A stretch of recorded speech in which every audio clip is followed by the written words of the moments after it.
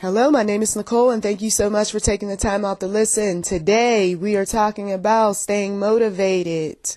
Staying motivated when family members and friends are against what you are doing, okay? And I'm sure the title of this message will be much shorter. But let's jump right in. You have just started your business, or you've been at it for quite some time, and there's always someone or some group that's saying something negative about what it is that you do. You know that these are individuals that you have to slowly but surely disconnect from. Some of you all have already done it, and you have seen things happen for your business that probably wouldn't have happened had you kept listening to someone who told you you shouldn't do that. You shouldn't invest in that. Why are you trying to, and you know how it goes. God says that we are to stay away from workers of iniquity. They're working wickedness in what they're saying. They may not be doing anything, but they're saying things that keep you in a state of bondage. And on NM Enterprise 7, I talk about the bondage that family members and friends and others will put upon you if you let them. And so many people have been free out of binding situations because they chose to finally look at their situations for what they truly are and disconnect from any and everything that was keeping them bound. Some of you all, your business, we can predict is not going to be a success because you are bound in your circumstances by somebody saying the wrong thing or somebody giving you wrong information and sending you down a rabbit hole or on a wild goose chase. Okay. You're not around the successful people, but you're around people who's barely making it or never made it. People who are going to tell you that your business is not a success or won't be a success because I didn't make it. I don't base what I do on other people's opinions. I look at individuals for what they are. If they're successes, so be it. If they're failures, so be it. But my business has to run based on my own self-motivation, on getting it done ultimately. Yes, there's going to be people, places, and things around me that's positive, that motivate me. But I got to be the one that picks myself up by the bootstraps each and every day and get in there and do what I need to do.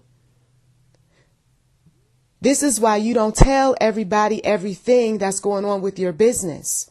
When you know that an individual is looking at you sideways or their face is turned up a little bit or they've already called what you do a scam before you even got a chance to talk to them about it, that's a person that, I'm sorry, there is nothing you can do for me.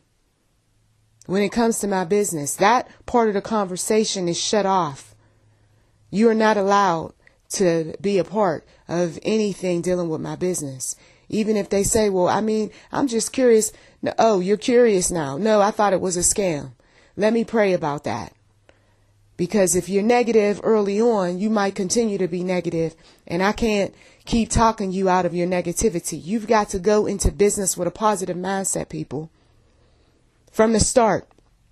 And even if that idea is not generating what you thought it was going to generate, that's okay. We learn the positive, the good from that failure, if you will. And then we move on to something else. I give myself so much time to achieve in any type of endeavor. And then if it's not working out, I move on. I don't keep investing my money in stuff just because people around me is working for them. Well, that's her talent. That's her skill. And I'm glad it's working for her. But I want to do something else, or I want to grow in a way that is going to help me. And it may be not doing the business. Maybe it's going back to school, or maybe it's taking a course. Some of you all, you've had that self-talk, and that's what you're doing. Some of you all, that's all you're doing is having self-talk, but you're not doing too much of anything. And this is what frustrates some of those negative folks, because they're already negative about the business or whatever it is that you're doing, right? And then you show up and you're not producing, or you're producing half-heartedly. Or all you are doing is talking. People get tired of talking. They want action. What am I supposed to do? What is it that you want me to do? You see? Because if we're going to bring anybody on board with what it is that God is calling, then we got to make sure that we know everything inside and out. Give me a chance to sit down and read this manual. Give me a chance to study some things first. Let me see if I can work a plan. Let me see if this is really feasible. Is this going to be something that I can be able to really do something with? Or is this going to be something that's going to, once again, take me down a path that I don't want to be on? You see. Family and friends are going to ask questions sooner or later if you are showing that there is fruit coming from your business.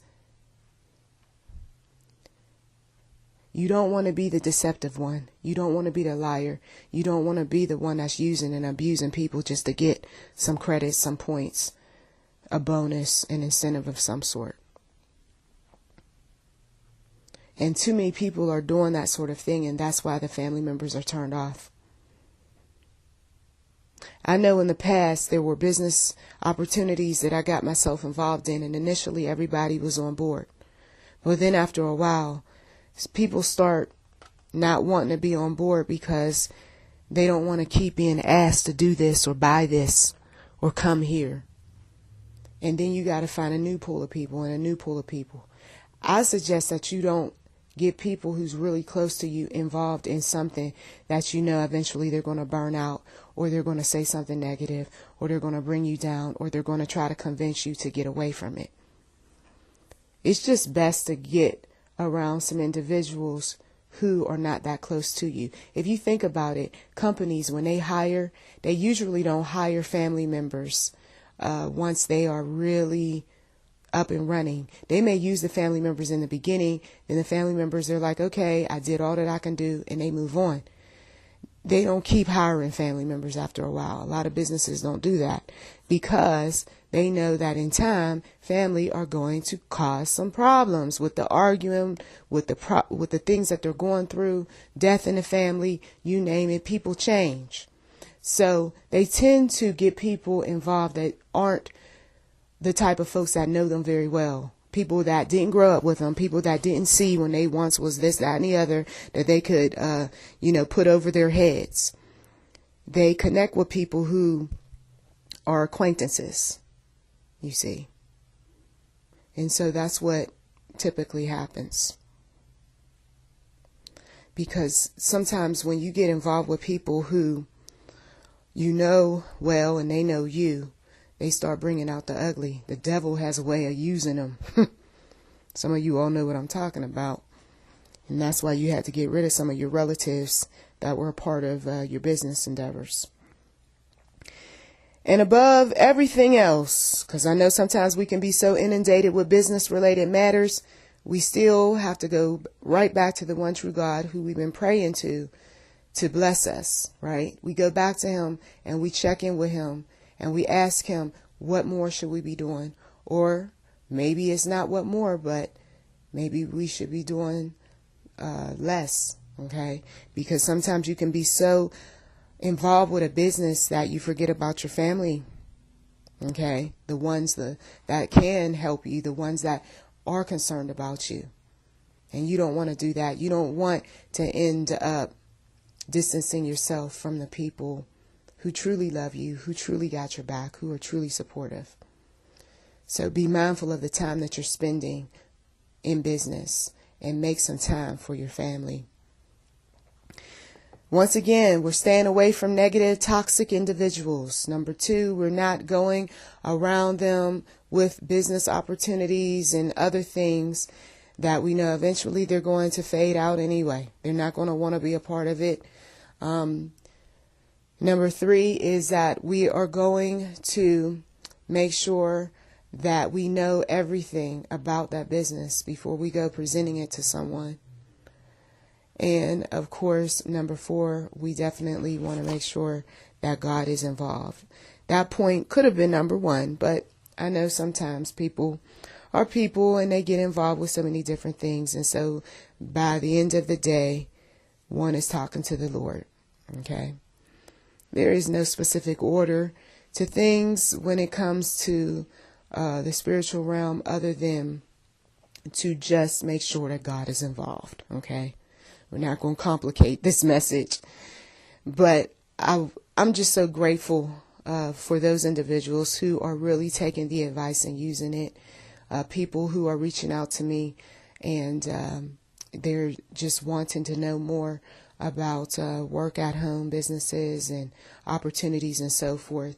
I am referring people to other people who know more about specific businesses than I do. And if you want to be on board, you think that you have a heart for sales, because a lot of this involves sales, then by all means, reach out. NichollMcGuire@gmail.com. Check also the description box for anything that might be of interest. And once again, blessings to you.